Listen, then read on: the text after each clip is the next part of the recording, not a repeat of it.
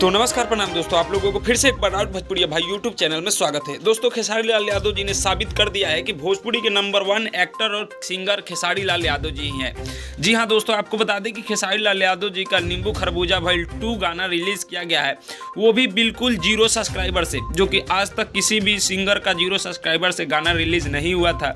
जो कि खेसारी लाल यादव जी ने सिर्फ 0 सब्सक्राइबर से उस गाने को रिलीज किया गया, नींबू खरबूजा भइल 2 को, और ये गाना मतलब बहुत ही ज़्यादा वायरल हो गया, जिसमें 5 मिलियन व्यूज़ आ चुके हैं। जी हाँ दोस्तों, आपको बता दें कि इस गाने को देख करके हर लोग हैरान है।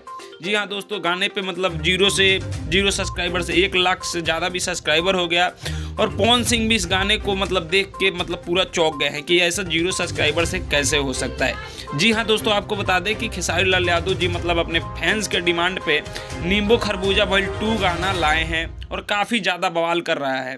और सबसे बड़ी बात यह है कि बिल्कुल 0 सब्सक्राइबर से ये गाना रिलीज़ किया गया है, जो कि मतलब 1 लाख से ज़्यादा इस गाने से मतलब उस पर सब्सक्राइबर भी हो गए हैं और 5 मिलियन व्यूज़ भी चला गया है।